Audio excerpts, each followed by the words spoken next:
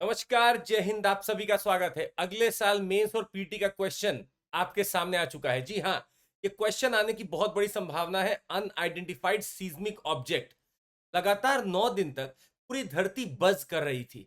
सीज़्मोग्राफ में बार-बार ग्राफिंग हो रही थी अच्छी खासी, पर लोगों को ये समझ में नहीं आ रहा था कि आखिर पूरे विश्व में ऐसी सीज़्मोग्राफी क्यों हो रही है? ये सीज़्मिसिटी कहाँ से इंड्यूस हो रही है? लोग समझ नहीं पा रहे थे, इसलिए इसका नाम रखा गया अनआइडेंटिफाइड सीज़्मिक ऑब्जेक्ट। और इसके ऊपर फिर 50 लोगों की एक टीम बनाई जाती है जो पढ़ाई करेगी और करती है कि कैसे, कहां से ये हो रहा है। बाद में पता चला कि ये 9 दिनों की जो हमिंग है, वो एक कारण है ग्रीन लैंड में। और वो कारण सोचकर समझकर आप भी शायद चकित हो सकते हैं।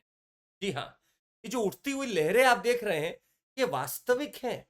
और ये हो रहा है ग्रीनलैंड में। सर आप सोचिए, ग्रीनलैंड की जगह पे कुछ ऐसा हुआ जिसकी वजह से पूरे विश्व में 9 दिनों के लिए बजिंग हो रही थी, सीज़्मिसिटी हो रही थी। कहा जा रहा है कि ग्रीनलैंड के एक लोकेशन पर मेगा सुनामी बनी और एक बार नहीं, 2 बार नहीं, 10,000 बार उसने वाटर से लैंड की तरफ, लैंड से वाटर की तरफ ऑसिलेट किया है, लैंड को हिट किया है, जिसके कारण सीज़्मिसिटी बन गई। इसका नाम मेगा सुनामी इसलिए रखा जा रहा है क्योंकि कुछ लोगों का मानना है कि अगर सुनामी की लहरें फ्रंट पे अगर 100 फीट के ऊपर है, यानी कि 30 मीटर के ऊपर है, तो उसको सिर्फ सुनामी नहीं, मेगा सुनामी कहा जाता है। हालांकि लोगों के बीच में आज भी ये कंसेंसस नहीं है कि ये 30 मीटर ही होगा या उससे ज्यादा होगा। खैर, हमारा जो आज का पढ़ने का है वो है कि ये सुंदर सी इमेज आपको दिख रही है, ये ग्रीनलैंड की है। आप अगर ग्रीनलैंड के इस भाग में हैं, तो आप देखिए पत्थर भी दिख रहे होंगे बॉर्डर पे और बीच में बर्फ भी दिख रही है। इसका मतलब दोनों का एक समागम है। यहां पर ग्लेशियर्स भी हैं अच्छे खासे, और मुझे रॉक्स भी दिखते हैं। यहां पर एक बहुत इंपॉर्टेंट फियॉर्ड बनता है। फियॉर्ड, FJORD, फियॉर्ड, जिसको कहा जाता है ये ग्लेशियल का इरोजिव या इरोजनल लैंडस्केप है। ग्लेशियल इरोजनल लैंडस्केप है, मतलब ग्लेशियर के इरोजन होने के कारण लैंडस्केप बनता है। इस जगह पे कुछ बड़ा हुआ है।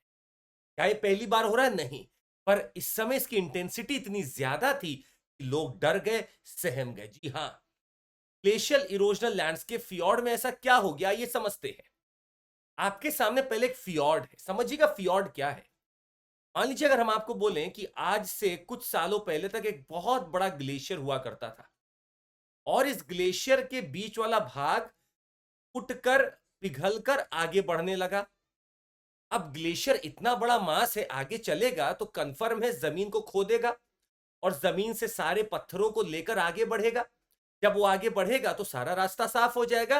ग्लेशियर हो सकता है जाके समंदर में मिल गया, मेल्ट हो गया।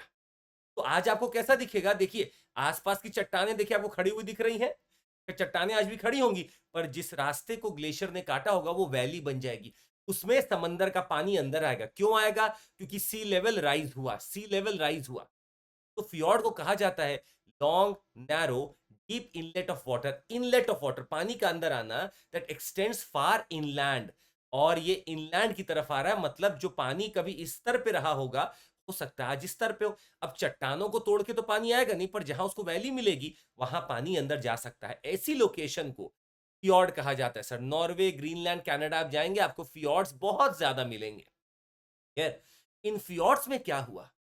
इस फियॉर्ड में बहुत बड़ी कोई आबादी तो रहती नहीं है। आसपास हो सकता है कुछ घर हो, कुछ आर्कियोलॉजिकल चीजें हो। हुआ ये कि अचानक से इन लोगों को लगा कि पानी का स्तर अचानक से बहुत ऊपर बढ़ा, जिसकी हाइट 200 मीटर थी। Sir, 200 metre. दो चीज सामने आई, सब तबाह कर दिया। हालांकि चीज बहुत थी नहीं, पत्थर ही थे, सब तबाह हो गए। और कहां हुआ ये हम आपको दिखाना चाह रहे हैं। सर, इस लोकेशन पे वापस आइए। इस लोकेशन का नाम है डिक्सन फियॉर्ड। डिक्सन फियॉर्ड।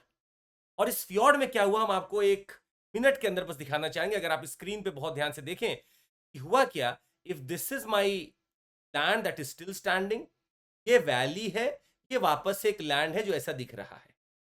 क्या मतलब है? पानी का इनलेट अंदर तक गया है। कौन सा पानी है? ओशनिक वाटर है, अंदर तक गया होगा। अब हुआ ये सर, यहां पे दोनों जगह से लैंडस्लाइड्स ट्रिगर करती हैं। और लैंडस्लाइड सर मामूली नहीं, बहुत बड़ी लैंडस्लाइड्स ट्रिगर करती हैं। क्योंकि पहला सबसे बड़ा कारण है ग्लेशियर मेल्ट कर रहे हैं आपके।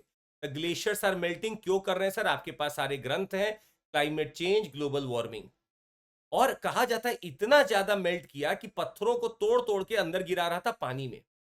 इतना वॉल्यूम था, हम आपको बताना चाहेंगे, 10,000 ओलंपिक के पूल्स भरे जा सकते हैं, इतने वॉल्यूम की चीजें गिरी हैं। और जब गिरेंगी तो पानी में लहर उठी। पानी में जो लहर उठी एक तरफ से, वो दूसरी तरफ चलने लगी। इस तरफ से जो उठी वो इधर चलने लगी। और लगातार पानी में एक ऐसा रेजोनेंस बनता है जो इन लहरों को पहले इस तरफ लेकर जा रहा है, फिर इस तरफ लेकर जा रहा है। और ये सर एक बार दो बार नहीं, 10,000 बार हुआ है, 10,000 बार हुआ है। इसी को कहा जाता है सीचेस, इसको कहा जाता है सीचेस। जी हाँ, पानी यहां से पहले वहां गया, टकराया, फिर यहां के, फिर टकराया, फिर वहां गया, फिर टकराया, 10,000 बार। और ये इवेंट लगातार 9 दिनों के लिए होता रहा। और इसी के कारण जब अपना वेव हिट कर रही थी आकर, या सुनामी हिट कर रही थी लैंड को, तो पूरे धरती में एक बजिंग सुनाई दे रहा था, पूरे धरती में एक बजिंग सुनाई दे रहा था, जिसको हमारे सीस्मोग्राफ्स नोट कर रहे थे। और फिर उन्होंने बताया कि ये लगातार 9 दिन का एक सीस्मिक इवेंट हुआ है, बिना किसी ऐसे अर्थक्वेक के, बिना किसी ऐसे वोल्केनिक इरप्शन के, बिना किसी एस्टेरॉइड के हिट के। ये सिर्फ क्यों हुआ है? क्योंकि लैंडस्लाइड हुई है। और इनका ये मानना है ये बढ़ता चला जाएगा, क्योंकि क्लाइमेट चेंज रुक नहीं रहा, ग्लेशियर्स मेल्ट करेंगे, लैंडस्लाइड्स होंगी, और ये बढ़ता चला जाएगा। अभी गरिमत ये थी, ये फ्योर्ड तक ही सीमित था। क्यों सीमित था, हम इसका भी जवाब देते हैं। फ्योर्ड बहुत लंबे होते हैं। तो अगर मान लीजिए मैं बोलूं कि अगर क्रॉस सेक्शनल व्यू में देखूं, तो मान लीजिए पूरा अगर फ्योर्ड है मेरा, ये फ्योर्ड का एक तरफ का वॉल है, और मान लीजिए एक तरफ का वॉल आपका ये है। हो सकता है बीच में आपका पानी का पूरा ये लेयर हो, नैरो पानी दिख रहा है। अगर इसमें कोई सुनामी आई तो पूरा इधर से जो भी हुआ होगा इधर तक उठी होगी, और कुछ इधर तक उठी। मतलब इसका जो लेंथ हो सकता है वो सब 30 किलोमीटर का हो सकता है। 30 किलोमीटर लेंथ पे अगर 200 मीटर का वेव उठता है, तो स्वाभाविक सी बात है वो बाहर नहीं निकल पाएगा, अंदर ही खत्म हो जाएगा। अगर इसका रास्ता आगे की तरफ होता तो कंफर्म ही आगे निकल जाता ओशंस में। पर चूंकि ये बीच में ही रह गया, इतना लंबा था कि घिरा हुआ था कुछ मियांड्रिंग कर्व से, इसलिए अंदर ही रुक गया। साइंटिस्ट का मानना है कि आगे बढ़ सकता है, और होने वाला होगा जो बाहर निकलकर ओशन में भी आएगा। उनका मानना यह भी है, अगर आप इसको देखते तो ये वेरी लॉन्ग पीरियड का एक सुनामी था जो आया।